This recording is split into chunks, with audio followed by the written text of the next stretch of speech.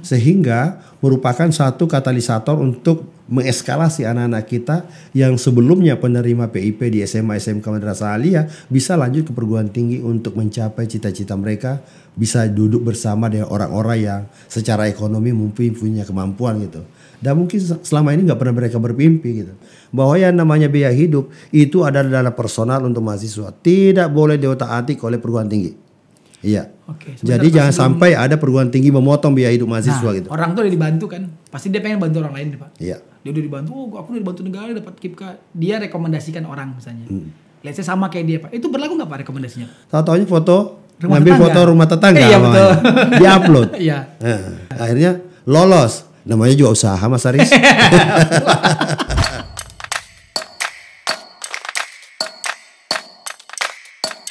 Halo, assalamualaikum warahmatullahi wabarakatuh, sobat kampus. Kita ketemu dalam konten UIR News, ruang akademisi mendedah informasi.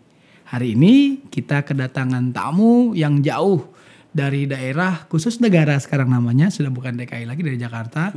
Bapak Dr. Abdul Kahar, Pak, dan Ibu Afdalisma, the superwoman yang ada di Pulau Sumatera yang kami tahu. Selamat pagi Bu, selamat pagi Bapak. Salam kenal. Hari ini kita akan bicara soal terkait bagaimana pengembangan program beasiswa. Nah, kalian pasti tahu program yang namanya KIP Kuliah. Nah, di sini ada yang bertanggung jawab untuk menyebarkan, mendistribusikan informasi dan bertanggung jawab juga untuk membayar biaya kuliah kalian yang ditanggung oleh negara, itu program KIP Kuliah, itu Bapak Dr. Abdul Kahar. Izin Pak, boleh Pak memperkenalkan diri Pak? Siap. Selamat siang, salam sejahtera buat kita semua. Bahwa saya memang hadir di Universitas Islam Riau hari ini dalam rangka satu acara, tapi memanfaatkan kesempatan sekaligus untuk menyapa seluruh masyarakat yang ada di Riau dan Kepulauan Riau mungkin ya. Dalam satu studio, apa namanya, studio UIR News Pak. UIR News, UIR ya, News. UIR News. Senang sekali bisa bergabung di sini dan bisa menyapa seluruh pemirsa yang ada di wilayah Riau dan sekitarnya. Baik, Pak Dr. Abdul Kahar ini hari ini bertindak sebagai PLT, Kepala Pusat Layanan Pembiayaan Pendidikan. Ya. Nah, itu buat kalian yang pengen tahu tentang KIP Kuliah, kalian harus pantengin terus konten ini. Nah, yang kedua ada yang saya sebut tadi, yang saya sudah mention, Mrs. kayaknya, karena kalau mom itu terlalu tua, karena kami melihatnya masih sangat cantik dan muda, Ibu Afdalisma MPD. Saya agak susah memanggilnya, apakah ini Ibu Kalem juga dua, wilayah 10 dan wilayah 17. Terakhir beliau juga menjabat sebagai PNJS Rektor Universitas Batanghari ya Bu ya. Silakan Ibu Afdalisma untuk memperkenalkan diri, silakan Bu. Halo, selamat siang. Saya Afdalisma. Seperti yang disampaikan oleh Hari tadi, memang saya sebagai Kepala LDT Wilayah 10 dan juga diberikan amanah sementara sebagai PLT Kepala LDT 17. Mudah-mudahan dalam waktu dekat juga akan ada definitifnya Pak Hari ya. Amin. Terima kasih. Terakhir belum dimention sebagai rektor, sebagai Bu Rektor. Iya, juga saya diberikan amanah sebagai PJ Rektor Umbari ya. Mudah-mudahan juga ini segera berlalu ya, dan mudah-mudahan Umbari juga semakin kondusif insya Allah. Baik. Oke, kita mau masuk dulu ke Pak Kahar. Pasti informasi tentang KIP Kuliah ini pengen kalian tahu. Pak, izin Pak, saya mau tanya tentang, tadi Bapak sudah mention penting sekali Bapak harus ketemu dengan pimpinan perguruan tinggi. Iya. Apa urgensinya Pak? Jadi begini Mas Ari. Sengaja tahun ini memang sengaja saya keliling ke seluruh LDT 17 wilayah ya.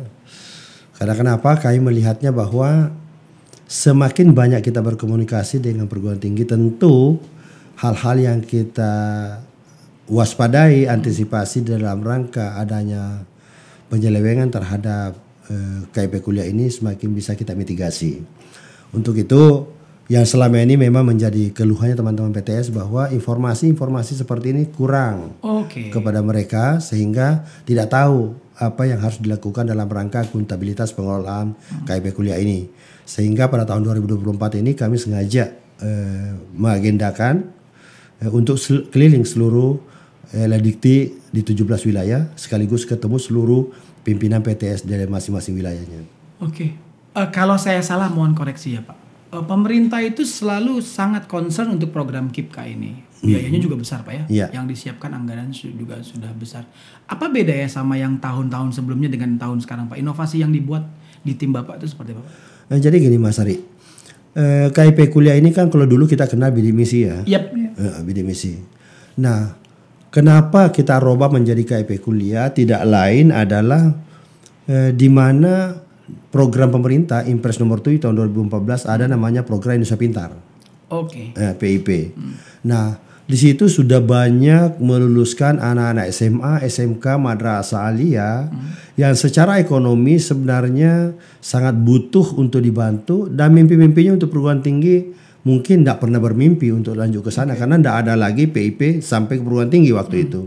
Nah, untuk itu sejak tahun 2021 kita mencoba menyempurnakan regulasi ini, yaitu bahwa yang dulunya bidik misi kita coba masukkan dalam Impres yang sama sehingga merupakan satu katalisator untuk mengeskalasi anak-anak kita yang sebelumnya penerima PIP di SMA, SMK, madrasah aliyah bisa lanjut ke perguruan tinggi untuk mencapai cita-cita mereka, bisa duduk bersama dengan orang-orang yang secara ekonomi mungkin punya kemampuan gitu.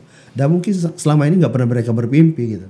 Nah inilah yang kita. Artinya program ini ada untuk membantu masyarakat miskin Pak ya? Betul. Saya mencoba mengkonfrontir ke Bu Afdalisma. Bu, di LLDT 17 sejauh seperjalanan Ibu memimpin lembaga yang baru ini, kira-kira program KIPKA itu berjalan signifikan nggak Bu? Karena tadi paparan dari Pak Kahar sebelum tadi kita lihat ada 99% Bu penyerapannya. Itu memang fungsi LLDT krusial nggak Bu pada saat kita menyalurkan bantuan itu kepada Baik Mas Haris, kami LDT tentu saja dalam pengelolaan KIPKA dan penyaluran KIPKA ini tentu sesuai dengan arahan yang diberikan oleh rambu-rambu oleh Puslabdik. Tadi ternyata dibuktikan oleh paparan dari Kepala Puslabdik bahwa di LDT 10 ya dan 17 masih bergabung itu hanya satu pengaduan. Dan insya Allah pengaduan itu bukan di 17 nih Pak, saya udah cek itu di 10. Dan mudah-mudahan ini 2024 ke depannya kita juga akan meminimalisir semua pengelolaan-pengelolaan yang tidak di luar panduan yang diberikan. Tadi luar biasa pencerahan dari Pak Kapus tadi, berbagai kendala, berbagai pelanggaran yang ditemukan dan ini membuka mata kita. Alhamdulillah sasaran kita hari ini dengan sosialisasi ini adalah betul-betul pimpinan PTS yang mungkin mereka belum tahu selama ini. Dan saya terima kasih ini atas nama Kepala Divisi dan 17 Pak Kapus sudah membuka mata hati kita bahwa ternyata begitu banyak sekali pengelolaan KIPKA ini yang tidak pada tempatnya. Dan mudah-mudahan dengan pencerahan yang diberikan oleh Pak Kapus tadi, kita semakin taat azas dalam hal penetapan pengelolaan KIPKA. Dan ini kan pengelolaan KIPKA ini juga betul-betul sebenarnya tergantung dari pengelolaan perguruan tingginya. Kami LDT juga tentu monitoring ya, monitoring. Namun alhamdulillah sejauh ini sudah alhamdulillah walaupun belum maksimal tapi kami insya Allah setiap tahun ada monitoringnya insya Allah. Pak Kapus, saya panggil Pak Kapus izin ya Pak, karena tadi sudah dibilang sama Bu Kalem. Pak tadi kan Pak Bu Kalem kan juga sudah lihat, kita sama-sama lihat paparan 99% Pak untuk bagaimana penyerapan dan mahasiswa yang ongoing yang terlayani tanda kutip. LLDT 17 ini kan kalau bayi itu baru bisa oek Pak. Dalam progres sejauh ini Bapak melihat seperti apa kinerja dari 17 Pak? Nah jadi gini, ini berdasarkan data yang mudah-mudahan bukan karena anak-anaknya tidak tahu jalur pengaduan ya. Ya, tadi memang kalau secara data yang ada pengaduan di kami itu hanya ada satu. Dan itu pun satu katanya menurut informasi bukan di 17 ya, di 10. Tapi ada di 10. Nah itu tadi mudah-mudahan karena anaknya tidak tahu jalur atau memang mudah-mudahan memang tidak ada gitu loh. Karena kenapa? Yang selalu saya beri pencerahan kepada teman-teman dalam artian, ayo kita bersama-sama menjaga akuntabilitasnya KIP kuliah ini. Karena kenapa?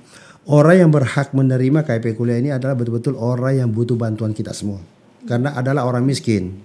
Alangkah zolimnya kita kalau ini orang miskin, lantas kita tidak memberikan layanan secara maksimal. Apalagi yang notabene ada istilah memotong gitu loh, pemotongan biaya hidup dan sebagainya. Karena ini Mas Haris ya, ini bukan rahasia lagi karena memang kami publish di mana-mana untuk memberikan pencerahan kepada mahasiswa penerima KIP kuliah bahwa yang namanya biaya hidup itu adalah dana personal untuk mahasiswa, tidak boleh diotak-atik oleh perguruan tinggi. Iya. Jadi jangan sampai ada perguruan tinggi memotong biaya hidup mahasiswa gitu loh. Sebelum lanjut Pak, Kan tadi Bapak ada mention biaya yang dipotong. Ya. Nah, KIPK ini kan ada 2 ya Pak ya, biaya kuliah dan living cost. Ya. Nah, living cost itu apakah di semua daerah sama? Artinya misalnya let's say 1 juta itu sama dengan di Pekanbaru, Jakarta, atau memang pemerintah sudah menghitung bobot ya Pak? Jadi KIP kuliah itu sejak 2021 kami sudah melakukan yang kami namakan KIP Kuliah Merdeka ya. Iya Pak. Karena kenapa? Di situ kami mencoba merubah betul selama bidik misi itu kan KIP bidik misi itu kan biaya hidupnya itu hanya 700.000 per bulan. Iya, betul, rata dari Sabang sampai Merauke. Betul, Pak.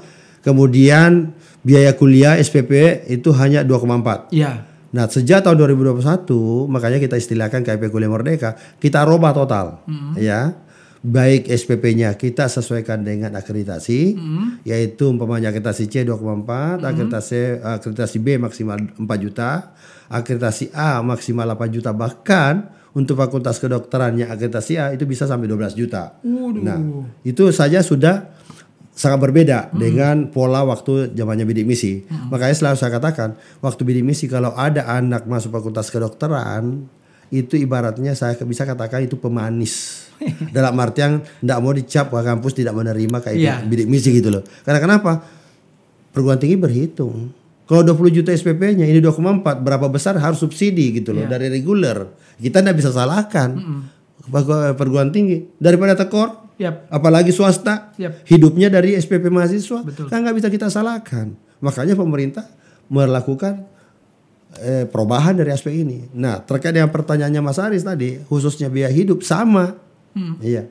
Anak-anak kita banyak yang cerdas, banyak yang mampu masuk UI, ITB dan sebagainya perguruan tinggi terbaik. Umpamanya dari Pahlawan ingin masuk ke Unri, mungkin banyak yang mampu. Tetapi karena biaya hidupnya kecil hanya 700.000 per bulan nggak cukup untuk ngekos. Iya, betul. Padahal di situ ada biaya hidup untuk makan setiap 2-3 kali sehari, umpamanya ada transport. Sementara orang tua nggak mampu mensubsidi. Makanya sejak itu tahun 2001 kita juga clustering.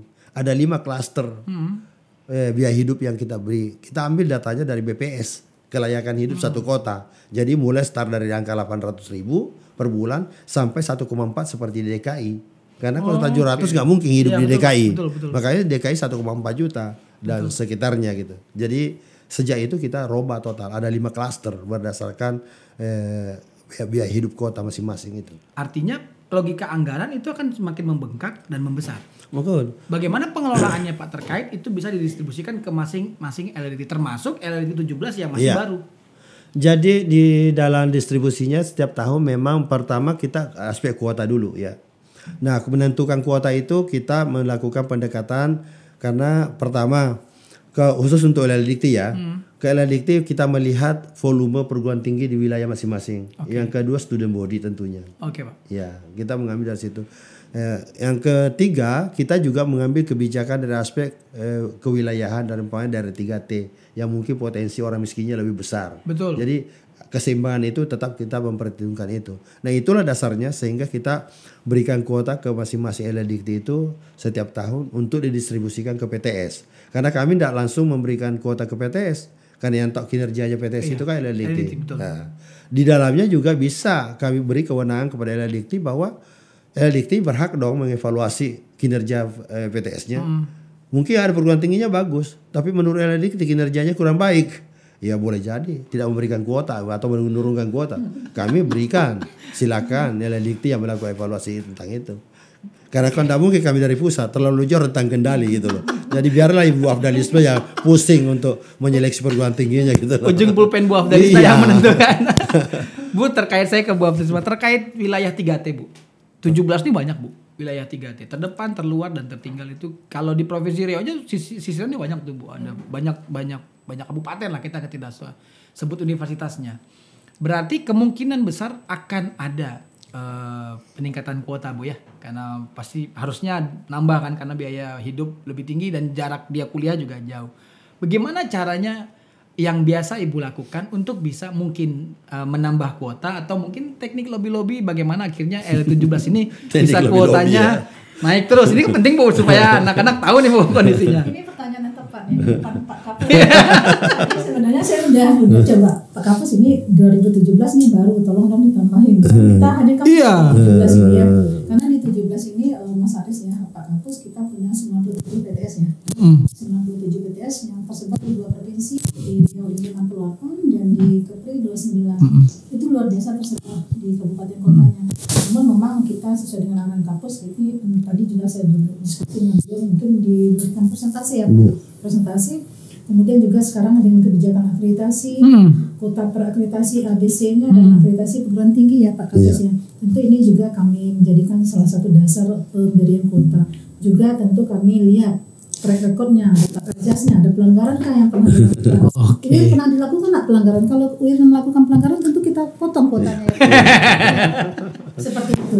Semuanya bisa dipertanggungjawabkan, semuanya ada justifikasinya dalam hal pemberian kuota seperti itu. Nah, terkait wilayah 3T gimana Bu?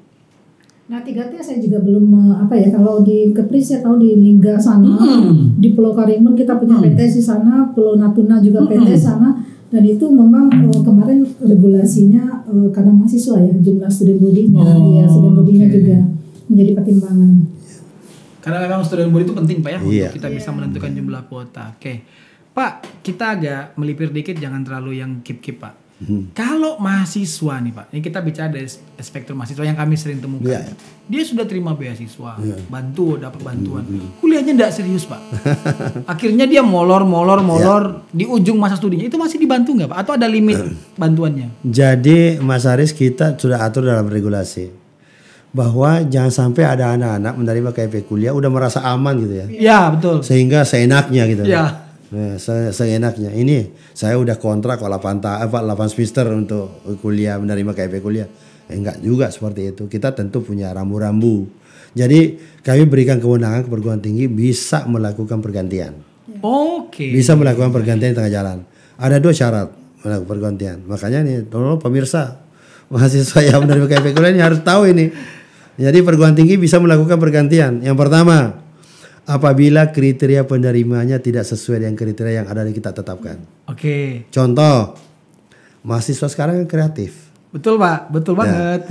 Yang diupload itu adalah foto rumah, foto keluarga, daya listrik dan sebagainya, lantai rumah dan sebagainya. Tahu-tahunya ngambil foto rumah tetangga. Iya betul. Diupload. Iya. Ya, alhamdulillahnya juga perguruan tingginya tidak melakukan visitasi baratnya ya. Karena mungkin jauh ya. Akhirnya lolos. Namanya juga usaha Mas Aris. Nah, kalau di tengah jalan ditemukan anak seperti ini boleh diganti. Berarti kita bisa copot? Boleh diganti. Nah, digantinya tentu pada pertama kita prioritaskan pada program studi yang sama, dengan angkatan yang sama. Oke. Karena kenapa? Ada aspek balance keuangan ini perencanaan. Oh, siap. Ya, jangan sampai lebih mahal gantinya. Ya, jadi kita sedapat mungkin kita menyarankan ke perguruan tinggi prodi yang sama sehingga SPP-nya tidak berbeda gitu. Angkatannya juga sama sehingga perencanaan selesainya dalam perencanaan kami juga sama gitu, bahwa sekian jumlah ribu orang tiap tahun akan lulus. Itu kan sudah tercapture di kita. Bahwa yang tamat semester ini akan sekian, yang tamat tahun ini akan sekian. Kita udah kalkulasi semuanya dari aspek perencanaan. Jadi ini harus diketahui. Nah, yang kedua bisa diganti adalah terkait dengan prestasi akademik. Sebenarnya ini bukan beasiswa prestasi yang saya katakan tadi di forum. Tetapi kalau ada mahasiswa dikhawatirkan tidak bisa selesai karena tidak memenuhi standar minimum IPK kelulusan di universitas tersebut, ini bisa kita ganti. Daripada nanti tidak selesai. Berarti kalau karena perbaikannya semua kita kuliah harus diperbaiki. Semester 3 udah kelihatan nih IPK-nya nggak nyampe 3 misalnya. Itu sudah bisa pakai tajukan kami tidak menarget bahwa 3 atau 2,5, tapi standar minimum kelulusan di universitas tersebut itu bisa menjadi acuan perguruan tinggi. Jangan sampai nanti molor terus ini anak. Iya betul. Kasihan nanti orang tuanya. Bagaimana mau mensubsidi kalau dia menambah semester karena ada perbaikan, ada apa. Ini kan kasihan. Lebih baik dari awal diantisipasi oleh perguruan tinggi gitu loh. Jadi Anda semua jangan merasa aman kalau udah menerima KIP kuliah. Ini harus tetap memotivasi diri ya. Tetap dimonitor. Terutama yang tadi Mas Aris yang pertama, kelayakan dari aspek kriteria. Jangan sampai ada memanipulasi gitu loh. Tipu-tipu dia. Ya namanya juga usaha kata mahasiswa ya. Itu jangan sampai. Selalu saya katakan di forum, Kalau ada masih seperti itu dari sekarang sadar, mengundurkan diri lah, lapor dengan tenang, lapor kepada pengelola, saya mengundurkan diri karena saya tidak layak, gitu loh. Biar diganti kepada orang yang layak. Oke, Fulan dan Fulanah kamu di luar sana. Dengar ini, kalau ternyata beasiswa itu bukan buat kamu, maka tolong jangan diambil. Karena itu ada hak orang lain, Pak ya. Betul. Karena pemerintah menyiapkan anggaran yang begitu besar untuk membantu teman-teman kita yang kesusahan. Betul. Untuk membantu orang miskin. Jangan pura-pura miskin. Nggak boleh pura-pura miskin. Ya, nggak boleh. pura-pura miskin. Bu, di LLT 17, pernah nggak Ibu menemukan case yang memang spesifik seperti itu selama Ibu mengelola ini? Tentu selama saya yang mengelola KIPKA 2 tahun ini ya, kita tentu berdasarkan laporan dari pimpinan perguruan tingginya ya Pak Idris ya. Karena yang memantau, memonitor langsung, untuk memonitor langsung adalah pimpinan perguruan tinggi. Kita berharap semua perguruan tinggi dalam menetapkan penetapan kuota itu memang betul-betul tepat sasaran. Harus survei dulu ya seperti yang disampaikan Pak Kapus. Selama ini ada usulan dari pimpinan perguruan tinggi yang mengusulkan penggantian. Kita nggak sebut nama PTS-nya karena mahasiswa ini seperti salah satunya ada disebutkan Pak Kapus tadi, mungkin kurang mengundurkan diri atau memang tidak bisa menyelesaikan studinya semacam. Dan ini ada pergantian, tapi tentu dalam kondisi koridor regulasi yang diizinkan oleh kementerian seperti itu. Kalau ternyata izin Pak, kalau ternyata dia tidak mampu menyelesaikan kontraknya 8 semester. Masuk semester 9, apakah ada kewajiban untuk mengembalikan, Pak? Jadi gini Mas Haris, kan ini kan bantuan sosial. Bukan beasiswa prestasi ya, bantuan sosial. Jadi memang di dalam kontrak oleh perguruan tinggi kepada mahasiswa itu kan untuk S1 kan 8 semester ya. Nah, kalau tidak mampu menyelesaikan studinya sampai 8 semester, kami hanya membuat regulasinya dalam artian bahwa mahasiswa tersebut boleh mengajukan perpanjangan penyelesaian studi. Ya, tapi tidak perpanjangan untuk pembiayaan. Hanya perpanjangan untuk menyelesaikan studi, ya, dan tidak diharuskan mengembalikan uang karena ini bantuan sosial. Dan itu kan barang habis pakai ibaratnya ya. Kalau perguruan tinggi nggak mungkin kan operasional SPP-nya, nggak mungkin dikembalikan, bukan aset. Ya, jadi perpanjangan masa studi itu artinya bantuan tetap nambah Pak atau? Nggak ada. Itu tadi. Hanya masa studinya kita setujui itu ya selesaikan, tapi tidak ada tambahan untuk pembiayaan baik SPP maupun biaya hidup tidak ada. Artinya mahasiswa ini harus selesai. Harus selesai tepat waktu. Ya. Syukur-syukur kalau lebih cepat, lebih awal. Apalagi di MBKM sekarang anak-anak lebih cepat selesai. 7 semester sekarang rata-rata anak-anak sudah selesai. Sudah bisa. Kalau cepat selesai itu dikembalikan Pak? Cepat selesai. Cepat selesai diikhlaskan kepada adik-adik kelasnya. Buat traktir bakso Pak. Baik, buat kalian yang sedang mendengarkan kita, ingat bahwa para penerima KIP kuliah itu adalah orang yang memang benar-benar tepat. Artinya adalah secara ekonomi dia susah atau miskin, memang dibuktikan. Jadi yang kedua, setelah kamu mendapatkan bantuan dari pemerintah, ayo dong kuliahnya yang serius supaya 8 semester bisa selesai dan uang pemerintah bisa dikasih kepada orang lain. Yang selalu saya tekankan Mas Haris, penerima KIP kuliah pertama harus selesai tepat waktu, selesai dengan prestasi yang membanggakan. Ya karena sudah menikmati uang negara Pak ya, jadi memang tanggung jawab. Betapa banyak orang-orang di sana kepengen kuliah tapi secara ekonomi nggak mampu. Kalian sudah dapat karpet merah dari pemerintah gitu loh.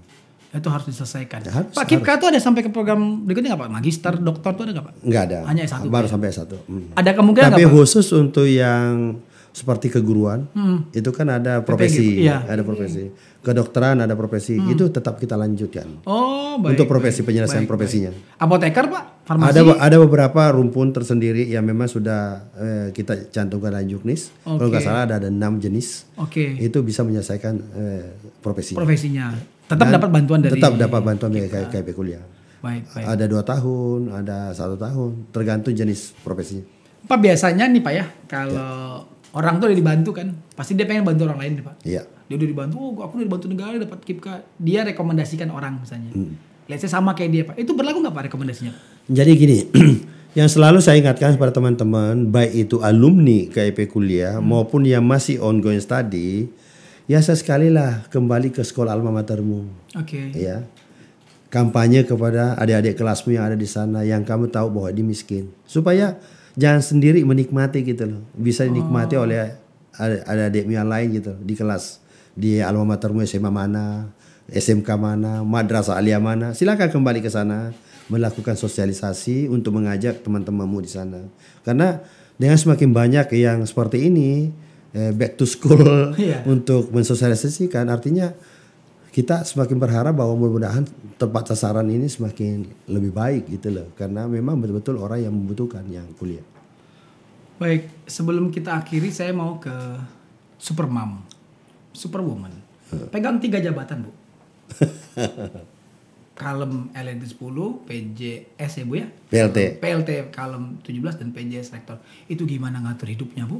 Manajemen waktunya gimana Bu? Pertanyaannya sebenarnya saya segan nih. Beliaunya lebih dari saya nih. Tapi bukan maksud feminis ya Pak, tapi kan beliau perempuan Pak ya Ibu. Lebih luar biasa sebenarnya. Saya belajar dari beliau. Kalau membagi waktu ya sebenarnya mengalir sebenarnya Mas Aris tentu saja skala prioritas ya. Tentu dari segi saya sendiri tentu menyiapkan stamina lahir dan batin ya. Stamina lahir dan batin, dukungan keluarga, petunjuk yang di atas. Nah kemudian tentu saja selanjutnya membagi agenda itu memang saya berdasarkan skala prioritas. Seperti contohnya sekarang nih ada beberapa agenda di Jambi juga di wilayah 10 dan 17, ternyata agenda 17 ini jadi prioritas pertama karena mendatangkan beliau itu luar biasa susah Bu, betul. Bayangkan beliau naik mobil tadi malam 10 jam ya. Betul Pak, saya dapat pun lama banget Pak. Luar biasa beliau luar biasa juga sih sebenarnya. Bukan UIR. Karena beliau kan mobile Bu, mobile sekali muter-muter. Saya kalau meluput tidak mendampingi beliau rasanya saya berdosa karena memang ketika di Carlo Makassar kemarin bulan puasa saya berusaha Pak ayo dong ke LDT 17 perdana. Alhamdulillah hari ini terlaksana dengan kegiatan perdana LDT 17 dihadiri langsung oleh Pak Kapus dan kita juga mendapatkan pencerahan luar biasa terkait dengan pengelolaan KIPKA dan saya juga mendoakan kepada semua terutama Pak Kapus diberikan kesehatan. Amin. Gitu. Bu kita ada 9, saya lompat lagi Bu. Kita ada 98 PTS. Kira-kira bagaimana Ibu melihat peluang dari progres kemajuan LLDT nanti setelah dia tentu dari PTS ini kita petakan ya Mas Aris karena tidak mungkin kita melihat segeneral gitu ya karena sekarang juga khususnya kita petakan per provinsi. Provinsi Riau dengan Provinsi Kepri itu berbeda. Provinsi Riau itu menjadi salah satu tujuan sangat menarik oleh PTS-PTS luar sana yang lebih besar. Contohnya kemarin kita sudah mengeluarkan rekomendasi 2 PSDKU. PTS besar di LDT 1 dan 4 dan ini juga dalam waktu dekat juga ada Pak Kapus tentang pendirian PSDKU dari salah satu PTS yang di LDT 3. Nah tentu ini menjadi pemantik ya bagaimana PTS sekitarnya. Saya sudah koordinasi dengan kementerian juga bahwa dengan kehadiran PTS besar tersebut tentunya menjadi pemantik PTS yang ada di Riau khususnya ini juga bisa tumbuh kembang bersama karena tidak kita pungkiri dari 68 PTS yang ada di Riau ini semuanya berbeda karakteristik. Ada yang mampan sehat, ada yang memang belum begitu baik kualitas mutunya karena dari segi student body-nya, akreditasinya belum seperti di UIRNI. Saya berbangga di sini kampus Universitas Islam Riau Pak Kampus adalah kampus terbaik di LDT 10 dan sekarang di LDT 17 guru besarnya paling banyak, dosen paling banyak, implementasi MBK-nya paling tinggi seperti itu. Saya bukan karena podcast di sini Pak Kapus, tapi memang data dan faktanya seperti itu ya. Berarti kemungkinan kita untuk berkolaborasi itu kan sangat besar. Sangat. Nah, melihat kompetisi Pak, saya agak sulit menyebutnya kompetisi, tapi memang di era kompetitif hari ini PT-PTS kan juga harus di tanda kutip itu harus bergerak dalam jalur kompetisi, termasuk tadi yang di-mention oleh Bu Kalem soal PSDKU. Nah, dari pusat Pak, Bapak dari kacamata helikopter view ngelihat ini bagaimana proses kita PTS di daerah itu bisa ikut kompetitif. Karena kan visi kita UIR kan kita nggak main-main Pak, kita kan world class Islamic University, universitas Islam berkelas dunia, target kita ke sana. Dan sekarang kita sedang banyak mengerjakan akreditasi internasional dan kita sudah mengejar rekognisi internasional. Nah, menurut Bapak dari kacamata pusat itu bagaimana kita harus bisa tetap survive dan bertahan dalam era kompetisi pendidikan ini? Iya, persis apa yang disampaikan tadi Ibu Kalem ya.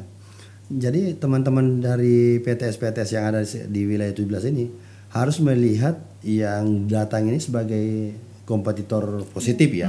Jangan dilihat sebagai kompetitor negatif. Harus dilihat sebagai kompetitor positif sehingga harus betul-betul kalau perlu berkolaborasi. Yep. Karena pasti induknya di wilayah asal itu wilayah 3, wilayah 1, wilayah 4 tadi itu kan universitas PTS yang besar gitu ya. Justru malah kalau ada yang bisa berkolaborasi malah bisa mengangkat ya. Jadi jangan dilihat sebagai pesaing yang akan menghancurkan dia, tidak. Intinya adalah kolaborasi. Kolaborasi. Karena kalau tidak ya susah juga karena masyarakat hak pilihnya ada Iya, dia. betul. Mereka akan selektif memilih perguruan tinggi yang terbaik. Iya. Makanya kalau ada yang bagus ya harus kolaborasi, jangan berdiri sendiri di dalam satu karena nyamannya di situ ya, nggak bisa keluar seperti itu. Artinya memang pada saat kita sudah pada level tertentu bahwa ada yang di atas kita, memang kita harus kolaborasi. Harus kolaborasi. Okay. Dijemputlah mereka sebagai kolaborasi atau kompetitor yang baik gitu, yang bisa mengajak kita untuk maju gitu. Dan lewat yang program pemerintah Kampus Merdeka itu sangat justru, mewadahi Pak ya. Justru. Mewadahi bagaimana akhirnya kita bisa berkolaborasi BKM dan seterusnya. Ya justru. Karena dengan seperti umpamanya BKM taruhlah umpamanya magang ya. Saya melihat perguruan tinggi swasta yang berhasil ada yang bisa keluar mengajak dunia industri, dunia usaha masuk bersama-sama. Karena tentunya di sana juga dunia industri juga milih-milih kampus yang mana bisa ini juga. Jadi memang harus kerja keras karena kami melihatnya bahwa dengan banyak industri yang berkolaborasi dengan teman-teman di PTS ini luar biasa manfaatnya kepada alumni dan mahasiswa gitu. Baik. Sebelum kita tutup, saya pengen Pak Bapak kasih satu address kalimat untuk mahasiswa. Apakah itu motivasi atau apa, nanti next ke Bu Kalem. Kita address mahasiswa supaya dia apakah semangat dan seterusnya. Boleh Pak bicara ke kamera. Kalau saya gini, ini kan mumpung menghadapi tahun akademik ya untuk mahasiswa baru. Bagi Ananda semua yang lulusan SMA, SMK, Madrasah Aliyah, jangan pernah putus asa untuk bermimpi masuk di perguruan tinggi. Ya, karena kenapa? Tahun ini alhamdulillah tahun 2024 lumayan untuk kuota KIP kuliah secara nasional meningkat sehingga kesempatan untuk memperoleh KIP kuliah sehingga bisa meraih mimpi untuk duduk di perguruan tinggi bersama dengan teman-teman yang lain ini bisa terwujud. Kesempatan masih panjang. Kesempatan masih terbuka Pak ya? Masih terbuka. Yang penting usaha nggak diboleh ya. Yang usaha nggak boleh ya Pak. Bu Kalem, silakan Bu. Address ke mahasiswa supaya bersemangat. Ya tentunya dengan suasana baru ya, LDT sebagai instansi pembina atau tugasnya sebagai fasilitasi perguruan tinggi yang akan membina mahasiswa, mencetak lulusan perguruan tinggi, tentu ini membawa suasana baru. Maka kami juga dengan bermekarnya LDT 10 ini dan 17 kami berharap ya tentunya dua adik kakak nih Pak Kampus saling bergandeng tangan, saling bahu-membahu, saling bekerja sama, berkolaborasi untuk meningkatkan PTS-PTS kecil yang ada di 17 dan 10. Karena sebenarnya kita pernah bersaudara seperti itu. Karena bagaimanapun Mas Haris, LDT 10 dan 17 ini memang kita kan memang karakteristiknya berbeda-beda PTS-nya. Ada yang betul-betul student body-nya hanya puluhan orang Pak, ada yang ribuan gitu. Sehingga saya dengan bermekarnya 17 ini besar sekali harapan semoga peserta didik di kampus-kampus di 2 LDT ini merasakan kualitas mutu pendidikan yang lebih baik karena kita sudah diberikan kekuatan untuk saling berkolaborasi 2 LDT yang menurut saya LDT 10 dan 17 ini adalah LDT yang hebat Pak Kampus, karena dipimpin oleh Pak Kampus juga seperti itu.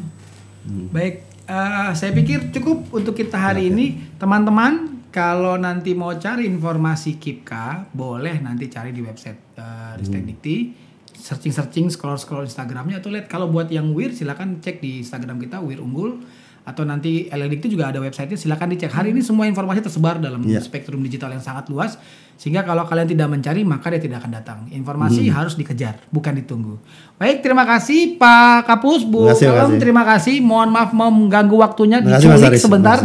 Lagi rapatnya lagi banyak, kami culik sebentar. Terima kasih untuk teman-teman semua, semangat berkuliah karena dengan pendidikan kita bisa merubah potensi hidup kita ke depan. Assalamualaikum warahmatullahi wabarakatuh. Waalaikumsalam.